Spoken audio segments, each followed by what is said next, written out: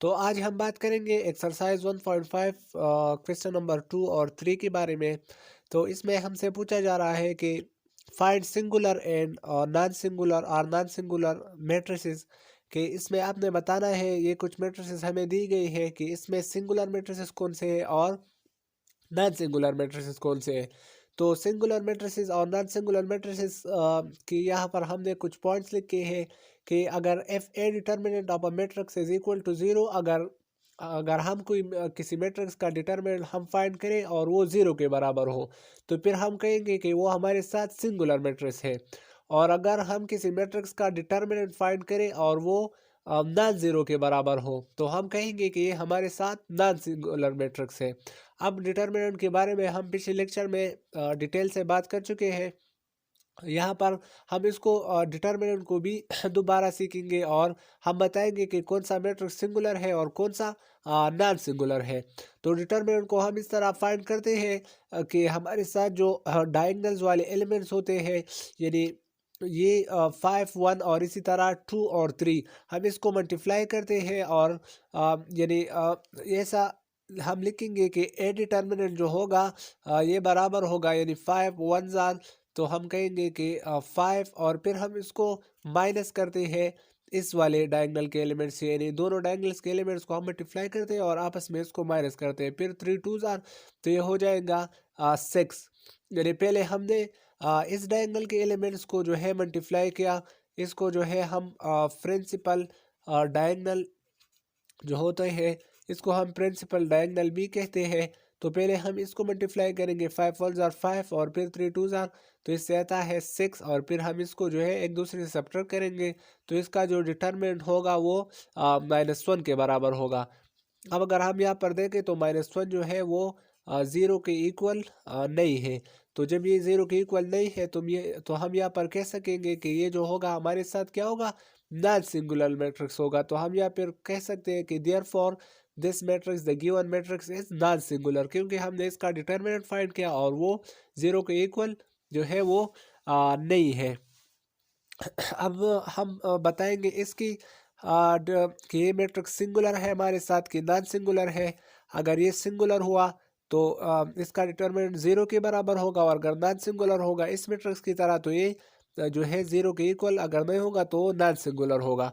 इसके डिटर्मिनेंट को भी हम इस तरह फाइंड करते हैं कि पहले हम प्रिंसिपल डायगोनल पर जो एलिमेंट्स है इसको मल्टीप्लाई करेंगे, फिर उसको सब्ट्रैक्ट करेंगे इस एलिमेंट्स की मल्टीप्लाई से। तो 3a को जब हम मल्टीप्लाई करेंगे बी के साथ, तो इससे आंसर आता है हमारे साथ कि 3a मल्टीप्लाई बाई, हम इसको इस तरह लिख सकते हैं, इस 3a को हमने b के साथ मल्टीप्लाई किया।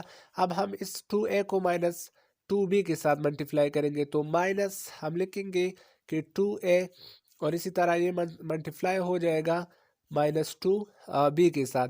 तो c डिटर्मिनेंट हमारे साथ आ जाएगा, यानी 3a को जब हम b के साथ मल्टीप्लाई करेंगे तो ये हो जाएगा 3ab, और इसी तरह ये माइनस और ये माइनस जो होगा ये प्लस हो जाएगा।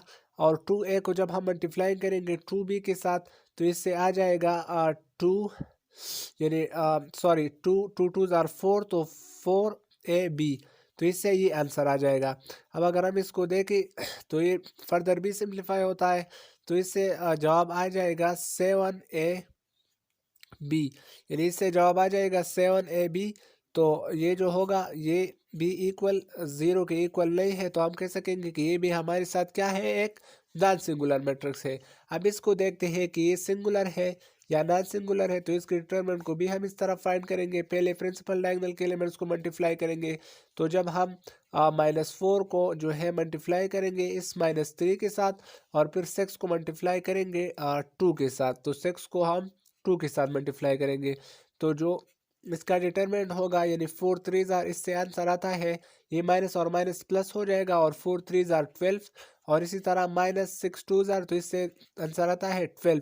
अब डी डिटर्मिनेंट जो होगा वो बराबर होगा, अगर हम इसको देखें तो +12 और -12, इससे आंसर आता है 0, यानी ये जो है ये 0 के इक्वल है।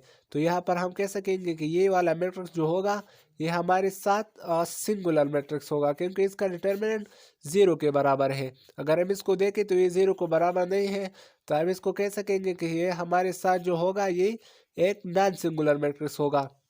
और अगर हम इसको देखें तो ये भी 0 के बराबर नहीं था, तो हम कह सकेंगे कि ये जो है हमारे साथ ये भी एक नॉन सिंगुलर जो है हमारे साथ एक नॉन सिंगुलर मैट्रिक्स है। अब हम क्वेश्चन नंबर क्वेश्चन नंबर 3 को देखते हैं। इसमें हमसे पूछा जा रहा है कि आपने जो है एडजॉइंट मालूम कर दी है, यानी आपने इन मैट्रिसेस की एडजॉइंट मालूम कर दी है। इसमें हमें कुछ मैट्रिसेस जो है दी गई है। तो एडजॉइंट को हम इस तरह सीख सकते हैं दोस्तों। तो यहाँ पर हमने लिखा है कि 2x2 आर्डर में जो मैट्रिसेस होते हैं 2x2 आर्डर, यानी जिसमें 2 रोज और 2 कॉलम्स होते हैं। तो इसका एडजॉइंट जो है हम इस तरह सीख सकते हैं। मिसाल के तौर पर ये हमें एक मैट्रिक्स दिया गया है ए बी और इसी तरह सी और डी। तो इसके एडजॉइंट को हम इस तरह फाइंड करेंगे कि हम जो ये यानी ये ए और डी यानी प्रिंसिपल डायगोनल्स के जो एलिमेंट्स है इसको हम प्रिंसिपल डायगोनल कहते हैं। प्रिंसिपल डायगोनल के जो एलिमेंट्स है इसको हम एक दूसरे के साथ इंटरचेंज करेंगे, और ये वाला डायगोनल जो है इसकी एलिमेंट्स की साइन को हम चेंज करेंगे। तो इसको हम जो है एडजॉइंट अपर मैट्रिक्स जो है हम इसको कहते हैं, यानी ये अगर पॉजिटिव हो तो नेगेटिव होगा और ये अगर नेगेटिव तो पॉजिटिव। इसकी मिसाल को हम इस तरह सीख सकते हैं कि ये हमें एक मैट्रिक्स दिया गया है, यानी 3 - 2 1 और 4। तो अब हमारे साथ ये 3 और 4 प्रिंसिपल डायगोनल है, तो ये एक दूसरे के साथ इंटरचेंज करेंगे, यानी 4 ऊपर आ जाएगा और 3 यहाँ पर आ जाएगा। तो यहाँ पर अगर हम देखें तो हमने इसके एडजॉइंट को फाइंड किया है, तो 4 यहाँ पर आ गया है, यहाँ पर 4 इधर था और 3 यहाँ पर आ गया है। अब इस डायगोनल के साइंस को हमने चेंज किया, यानी ये अपनी जगह होंगे, लेकिन ये -2 था तो यहाँ पर ये +2 हो गया है, और ये 1 है तो यहाँ पर ये -1 हो गया है। तो इसी तरह जो है हम एडजॉइंट को फाइंड करते हैं। ये मैट्रिक्स हमें दिया गया है, तो अगर हम इसके एडजॉइंट को फाइंड करें तो हम यहाँ पर लिख सकेंगे कि हमारे साथ जो एडजॉइंट ऑफ ए होगा वो हमारे साथ इक्वल होगा, यानी ये मैट्रिक्स हम अपनी जगह पर लिखते हैं, यहाँ पर हम एडजॉइंट लिखते हैं, यानी एडजॉइंट को हमने अपनी जगह लिख किया और ए की जगह हमने ये मैट्रिक्स लिख किया है 3 और 4।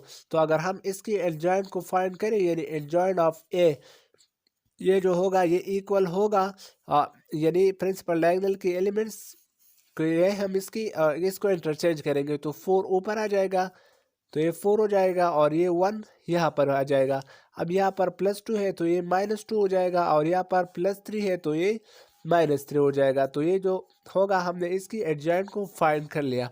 अब अगर हम इस मैट्रिक्स के एडजॉइंट को देखें तो इसके एडजॉइंट को हम इस तरह फाइंड कर सकते हैं कि पहले तो हम लिखेंगे कि एडजॉइंट ऑफ डी, तो ये बराबर होगा एडजॉइंट, और हम इस मैट्रिक्स को लिखेंगे कि 3 6 इसी तरह 2 और -4।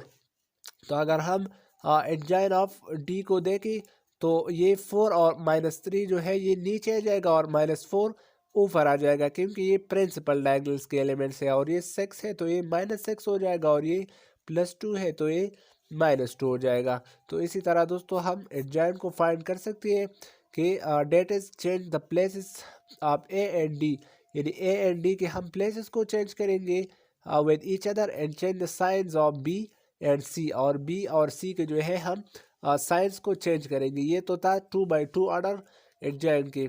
इसी तरह 3x3 आर्डर के एडजॉइंट को हम इस तरह फिर फाइंड नहीं कर सकते, उसके लिए हमें कोफैक्टर और माइनर वगैरह की ज़रूरत पड़ती है। तो आज के लिए इतना ही। थैंक्स।